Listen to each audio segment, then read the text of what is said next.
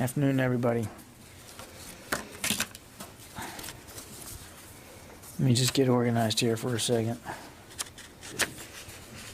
I actually have glasses, so I could probably use them. That would help.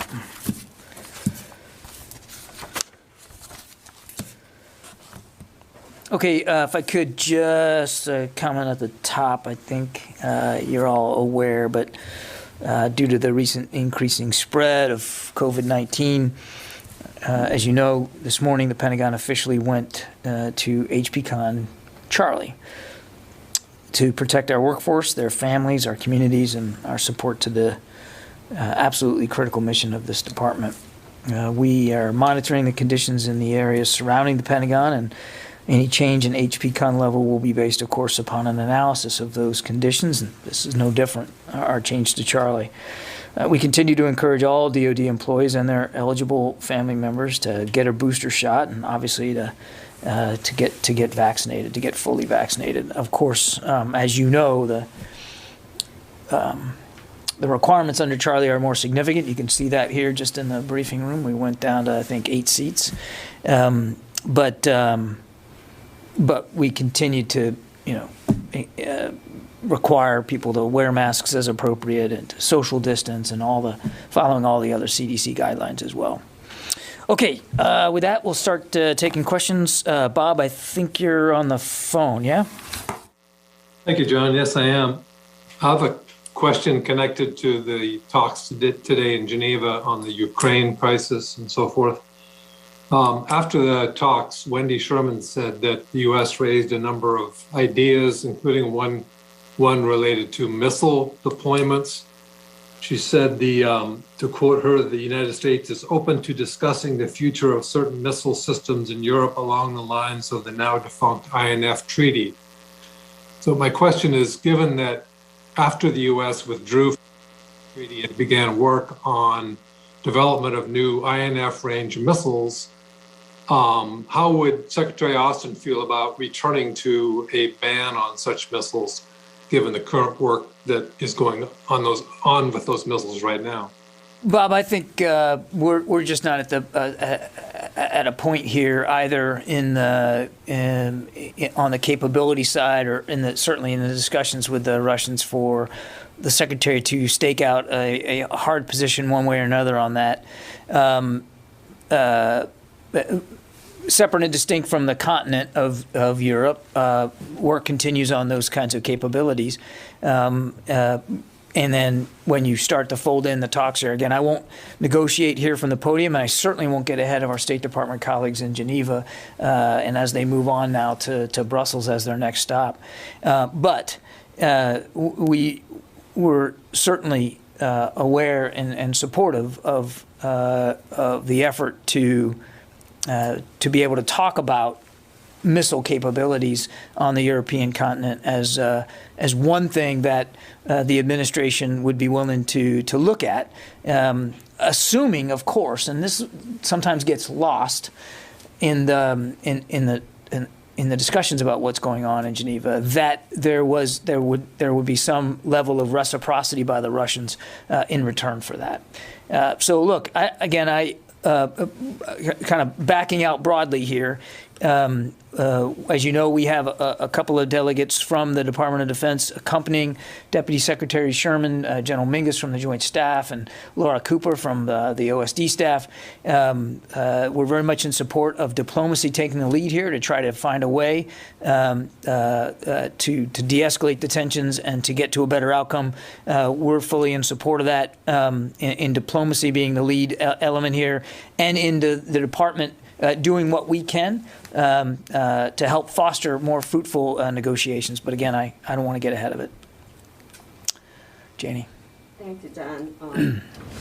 On the North Korean missile launch last week, and what is the United States assessment of North Korea's claims that it fired a hypersonic missile last week? Yeah, I've seen the claims. We're aware of the claims. We don't have any updates to an assessment about with more specificity as to what was fired. We've called it a ballistic missile, and we are still assessing the details of it. And as you know, ballistic missile a ballistic missile program. Them firing ballistic missiles continues to be in violation of multiple UN Security Council resolutions, and we certainly call on the DPRK to abide by those obligations and those responsibilities, and to look for ways to de-escalate. All right. Second one, at the 2+2 meeting, the U.S. and Japan has agreed to jointly develop hypersonic missile response systems. Can this be seen as sending a strong signal to China and North Korea? I think the development of advanced capabilities, and certainly the development of advanced capabilities inside the rubric of the alliance with Japan, really speaks to the growing tensions and challenges from a security perspective that we see in the Indo-Pacific region writ large. Look, they talked about a lot of these security threats and challenges last week at the 2+2. You mentioned one, North Korea, and their advancing nuclear ambitions and their ballistic missile program. And of course, we continue to see, as the Secretary said in his opening statement, coercive, aggressive behavior out of the People's Republic of China. There's no shortage of things for the United States and Japan to want to continue to talk about and improve about our alliance and our capabilities, given the tensions and the challenges in the Indo-Pacific right now. All right, thank you. You're welcome. Tom? John, any update on the what the Pentagon will do with the judge's ruling on the COVID case involving the Navy SEALs? Will you guys appeal? We have not come up with a strategy going forward here, Tom. We're still in discussions with the Justice Department about what the proper next steps are going to be. I would only remind, as I've said multiple times, the vaccine is a military medical requirement that remains in place. And as far as I've been off for a while, so maybe you've already addressed this. As far as the governors with their state guards, has the Secretary written to each of those governors basically saying, you have to take the vaccine? We have not replied to the spat of letters we got a couple of weeks ago before the holidays. We're working up the appropriate responses to that, but there's been no official reply yet. Again, without getting into publicly addressing these issues, the issues put forth in the governor's letters, we'll reply appropriately. Again, the vaccine remains a valid military medical requirement for unit readiness. The Secretary continues to believe strongly, particularly after his own bout with COVID, that the vaccines really do work, and that it really is, when he comes down right to it, it's a readiness issue. Let me go up excuse me, to the phones, because we got, as you might imagine, a lot more folks on the phone here than we have in the room. Carol Rosenberg, New York Times. Thanks, Admiral. We're being told that a Somali detainee got a visit in his cell at Guantanamo this morning and was told he's approved for release with security arrangements. Can you confirm that and say how many detainees have been so notified? It sounds like others got notices recently. The sister of another forever prisoner, a Yemeni, announced his release decision on Facebook. So how many are there? Thanks, Carol. I can't confirm those reports, Carol. I have no transfers out of Guantanamo to speak to today. Follow up. This is not a question about a transfer. It's a question about approval about the Periodic Review Board, which is, I guess, based in the Pentagon and under OSDPA. No, I'd give you the same answer right now, Carol. Again, I've heard those rumors, but I really don't have anything to speak to in terms of review board approvals or decisions. I just don't have anything to speak to about it today. Any taken? Thanks. Jeff Shogel. Thank you. Can OSD say why booster shots are encouraged but not required for service members? Jeff, no, thanks for that question. We are still in discussions here at the Pentagon about the booster shots, and there's been no decision made about making them mandatory. They are still not mandatory. But as the Secretary has said many times to the force, that in fact, I think I just did, that if you're eligible and you meet the criteria, we absolutely encourage those members of our workforce to get the booster shots because it really does help lessen the effects if, in fact, one contracts the virus. So no decision yet. We're still talking about that. And obviously, if there's a change to the current posture with respect to boosters, we'll certainly let you know. Carla Babb. Hey, John. Thanks for taking our questions. Going back to Russia, Ukraine, according to Wendy Sherman, Russia has claimed that it has no intentions to attack Ukraine again. So how confident is the U.S. military in such a statement by Russia? And has the Pentagon seen any decrease in Russian military's presence around Ukraine? We see no major changes to the force posture by the Russians in the border areas around Ukraine. There continues to be a sizable element there. So nothing specific to speak to, at least in a macro sense. And I would just refer you back to what Deputy Secretary Sherman said when asked about those comments. I mean, she was very clear that if the Russians are serious about de-escalating, they can start by starting to remove some of those troops, from decreasing some of that force posture. You said no major reductions. There have been some reports that some of the Russian troops around Ukraine have gone up to Kazakhstan. Have you seen any indication? I don't know that that's true. I've seen those reports too. What I can tell you is, and again, we've been very careful not to get into a day-by-day sort of blow-by-blow analysis of what they have around the eastern part of Ukraine. What I can tell you with confidence is we have not seen any decreases. They continue to have a sizable force posture right to the east, to the north, and even to the south, and we've seen no major changes to that. So I wasn't trying to get hung up on the word significant. I guess I was trying to nod to the fact that we aren't going to get into a detailed assessment one way or another, but the situation remains that they have a sizable force posture there. Yeah. Thank you, John. Fadi. So Guantanamo Bay Detention Center is turning 20 tomorrow.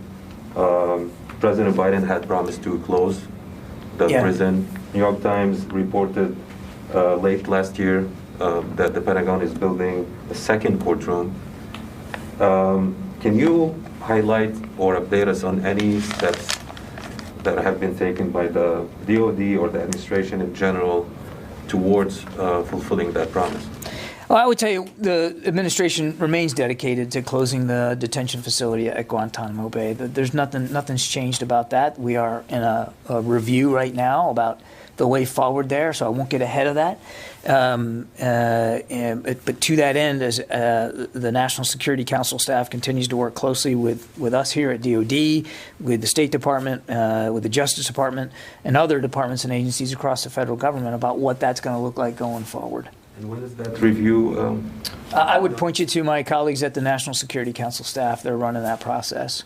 But we continue to be committed to closing down that facility. And, of course, that means whittling down the population, which is very small right now. I think there's just over 3 dozen detainees remain from the nearly 800 that were there at its peak. So small number. Not surprisingly, they are the hardest cases to deal with and to adjudicate. And so we're working our way through that right now. So, but up until this review is over, no steps have been Well, taken. again, I don't want to get ahead. No, I wouldn't. You're asking for concrete steps to close it. Well, that's what the review is about, is helping us find out what the best concrete steps are for. Yeah, so in the meantime, though, again, without speaking to Carol's question specifically, I don't have anything to announce or speak to with respect to that today. But in the meantime, we continue to look and have looked for ways through the review board process to transfer and relocate detainees outside of the facility. Can you say how many might be eligible for reallocation? So I would tell you 13 of the remaining detainees are eligible for transfer. The diplomatic process is underway to work to transfer or repatriate them as appropriate. 14 are eligible for a periodic review board. All of them have undergone a review since the start of this administration. 10 are involved in the military commissions process with charges pending or trial or pretrial proceedings that are underway, and two detainees have been convicted in military commissions. So 39 in total, right? Yeah. Thank you. Thank you. Yeah, you're welcome. Let me get back to the phones here. Tom Squitieri. John, good afternoon. Thanks. I have two questions emanating from Ukraine. One is over the last couple of weeks, Swedish defense ministers have been very strong in their language in support of NATO and a strong position on Ukraine. Likewise, Finland has said, if Russia pushes it, it could consider joining NATO. What are the advantages of having Sweden and Finland in NATO? That's my first question, please. Tom, that's a question really put to NATO officials in Brussels and to the governments of those two countries. As you've heard us say many times before, NATO membership is between the individual nation wanting to join and the alliance, and any decision one way or another are going to be made by those two parties. So that's really a better question put to those two governments. I would not even begin to speak for the sovereign governments of Sweden and Finland. All right, fair enough. My second question is, over the weekend, British defense officials raised the concern that Russia may cut the cables, the undersea cables, and they considered such an act of war. Given your knowledge of the law of warfare, would the Pentagon consider such an action an act of war? I'm not seeing those reports, Tom, one way or the other. So I think I'm gonna decline to speculate on what is or isn't an act of war when it comes to undersea cables. I have not seen the British comments, so I think I'm gonna take a pass on that today. All right, thanks for your time. Yeah, you bet. Okay, Mike Brest of the Washington Examiner. Mike Brest. Thanks, Mr. Kirby. Question was actually already asked and answered. Thank you, Mike. Tony Capaccio.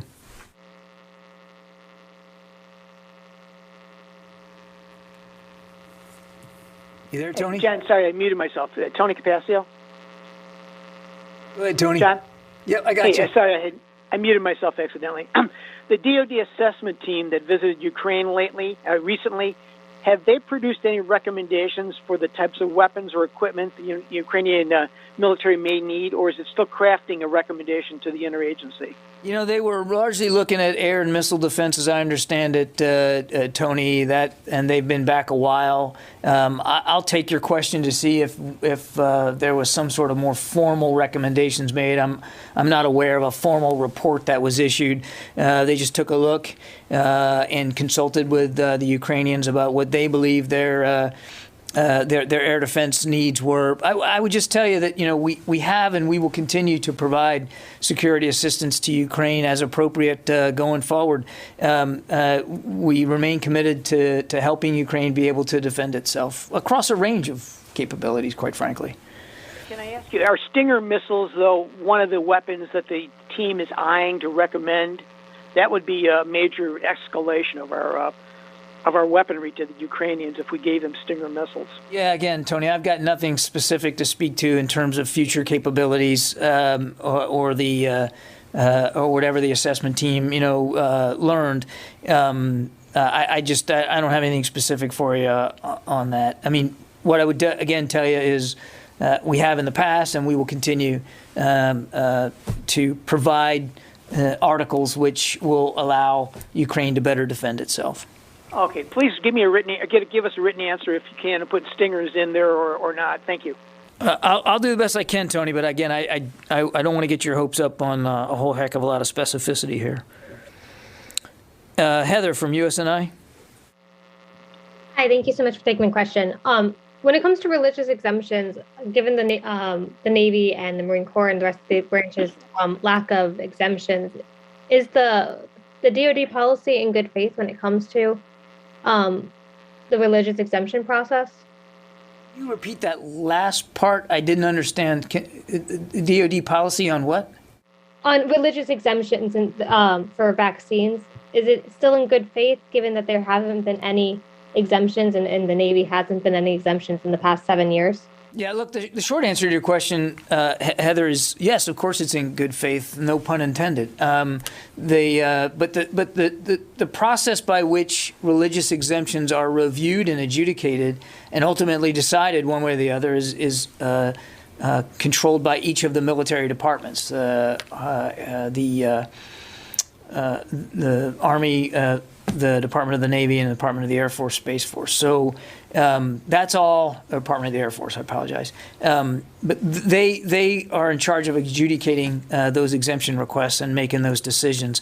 But in terms of your broader question, which is, I think, when does DOD still believe in the value of a religious exemption process for this or any other vaccine, the answer is yes, we do.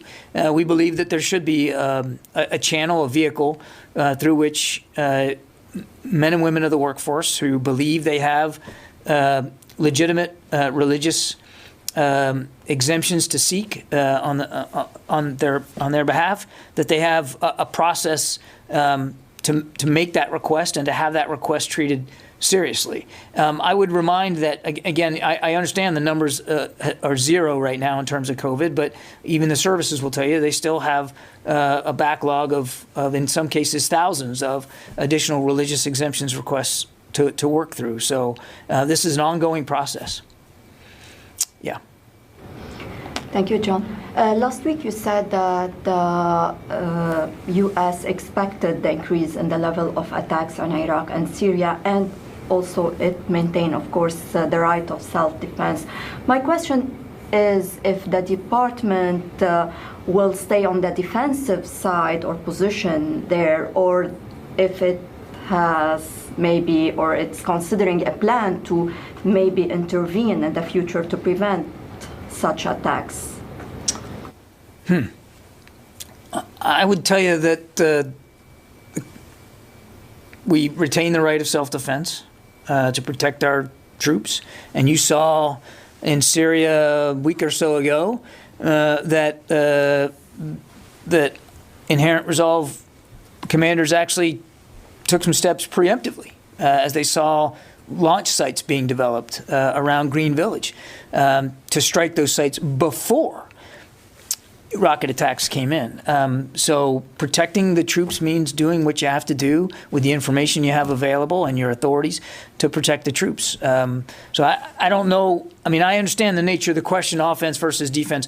They have the right of force protection, self-protection, self-defense, excuse me. And we expect commanders to act on those authorities and those responsibilities in the way they deem best fit, given the threat that they're facing. But in Iraq, where the mission is different now, you still have the same capability to protect your troops? We are in a different mission, advise and assist. That is true. That officially changed over at the end of the year. But that doesn't mean that our commanders have any less ability or less responsibility to defend themselves and defend their troops, and as well as our Iraqi security force partners. Caitlin from Stars and Stripes. Hey, John, thanks. Hey, on Friday, DoD announced it had awarded a $50-some million grant to purchase at-home COVID tests to support the president's mission. Wondering how many COVID tests that helped, or that purchased, and also why it was DoD that made that purchase and not another agency that's more interior motivated. I don't know that I have an exact number of how many tests that got us, Caitlin. So why don't you let me take your questions and get back to you rather than spitball from up here. Okay, thank you. Bet. Christine? Christina Anderson? Sorry, Christina, yes. Oh, great. Thank you for taking my question. The OSCE Special Monitoring Mission has reported change in level of ceasefire violations in both the Donetsk and the Luhansk regions. I wonder, there's a big increase, is the upshot of it. Would you like to comment on that? Is there any conclusions we should draw? Thank you. I'm sorry, can you repeat it again? The OSCE Special Monitoring Mission, which patrols the line of demarcation in Ukraine's Crimea area, has just reported today an uptick in ceasefire violations in both the Donetsk and Luhansk regions. It's pretty significant, from 152 violations in the Donetsk region to previously it was only 85. In Luhansk, it's gone from 58 to 791. I was wondering if you might have thoughts about that. In the OSCE report, certainly I'm not refuting it at all. I just haven't seen it. I would just tell you that, as we've said before, we want to see the tensions de-escalate. We certainly want to see the violence stop.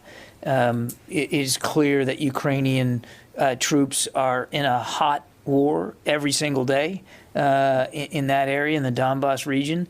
And as we have said many times, it's important for the Russians to observe the Minsk agreements, to pull back and to cease the violence. We've been very clear about that. But again, I can't speak with specificity on this exact OSCE report. I just haven't seen it, Christina. Thank you. Okay, and looks like the last one for today, Abraham. Hey, John, can you hear me? I got you. Yeah, sorry about that. Okay, I muted myself. Any indication from the White House, John, when the budget will be released? And this delay, if it runs into late March, April, what does that delay mean for DOD? Thanks. It's actually OMB is the right agency to talk to about this, Abraham, in terms of timing. I don't have any indication right now of what budget release time frame is going to be. As you might imagine, we are hard at work on starting to build out the 23 budget, as you would expect we would do after the holidays. That's the normal process, and we're going to continue to do that. The Deputy Secretary is leading that effort, and it's a very active effort, as you might imagine. But in terms of specific timing, I just don't have it for you. Now, to your second question, I mean, obviously in a perfect world, you always want to get that laid out as early in the year as possible to allow for the legislative process to continue so that you can get the funding on time. It was late last year, not lots of reasons, and some of it being that, it had a new administration coming in. So we're going to keep working at it so that whenever it's decided that there's a budget release date, that we're going to be ready for that to execute as quickly as possible. Okay, thanks everybody. Appreciate it. Thank you.